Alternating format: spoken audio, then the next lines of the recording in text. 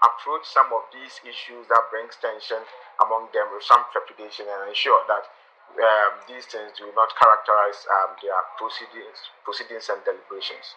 Now, if you have followed, some of the things that have happened in other parliaments, even in the parliaments of the developed world, we have seen some of these rather unfamiliar, chaotic scenes in some of these parliaments. Do you get the sense that there is a sort of ripple effect on what's happening, or what, let's say, members of parliament in our part of the world feel they can do?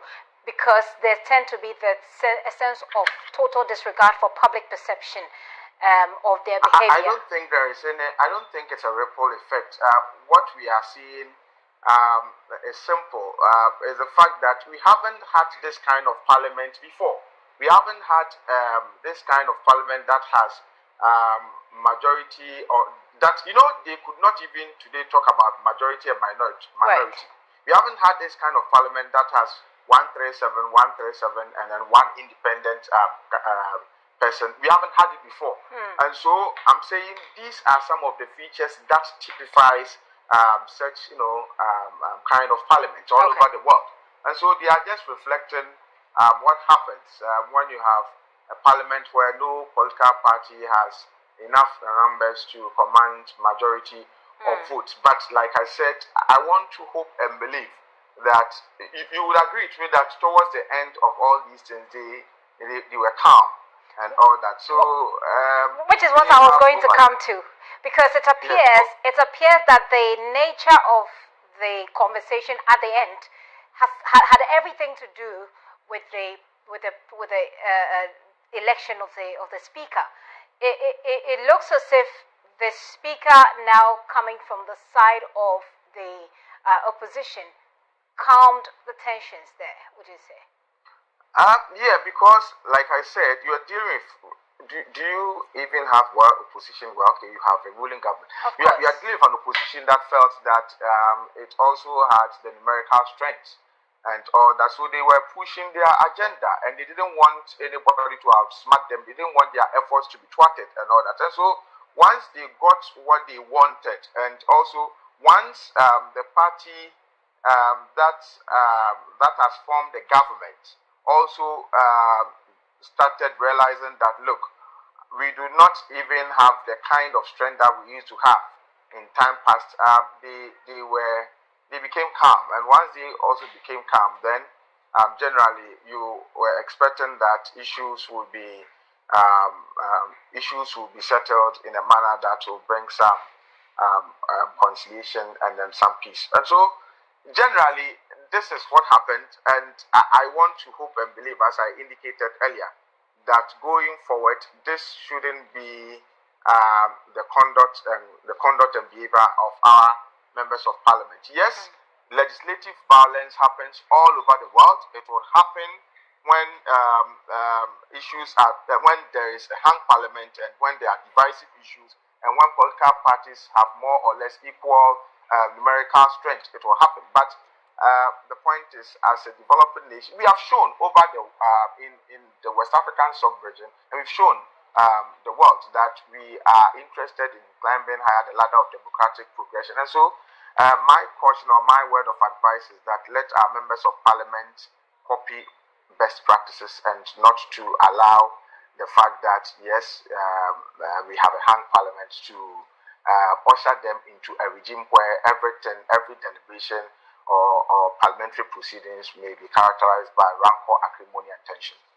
Well, getting them to choose that path, is there a way you think that you reckon that Ghanaians can actually force the sides to work together without the scenes that are? No, there's a way for them to work together. First of all, they had a clerk of parliament who was clearly very weak and unprepared for the job. Okay, is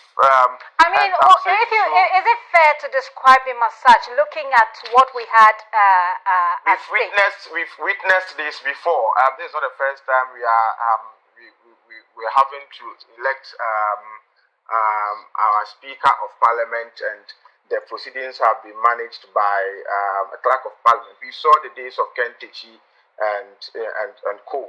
I think, to my mind, he was quite weak and seemed unprepared for the task. Otherwise, he should have anticipated some of these things and quickly summoned a meeting among the leaders of the house to brainstorm and find resolutions or solutions to the issues before they de-escalated. And so, yes, that happened. But now you have a speaker of parliament who has the experience, persona, and pedigree in the person of Abam Bagbin.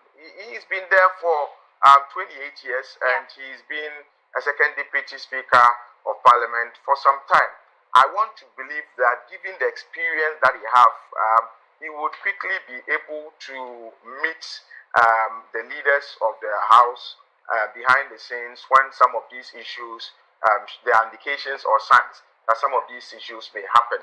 When you're able to meet and have a certain respect, show a certain courtesy and respect to the leadership, issues would not de-escalate. And you would agree with me that when they met and then they decided on who should become the second deputy speaker and first deputy speaker, and they brought it to the plenary, and you didn't have much objection and opposition and all that. And so going forward, they should be well aware that no political party has the numerical strength to bulldoze its way through.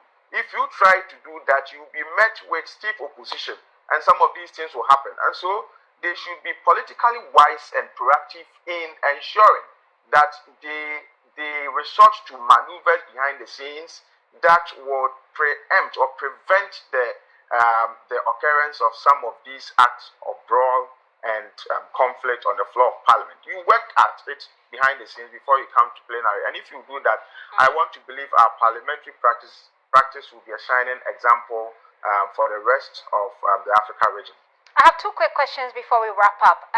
Based on the back of what you have just said, would you describe what happened prior to the leadership now meeting to get things to flow naturally as a pure leadership failure? Perhaps if they had had that meeting earlier. Well, pure leadership failure, I mean, it's apt. And like I said, the clerk was quite weak and seemed unprepared for the task. Now, I'm talking about the sides. So next time, the majority and the minority leader in the 7th parliament at the time of these. Well, somebody should have summoned them to a meeting. Normally, they are combatants, and you needed a referee, a third party, to bring them, a referee to stand in the middle, to bring them together to settle the issues, out of the public view.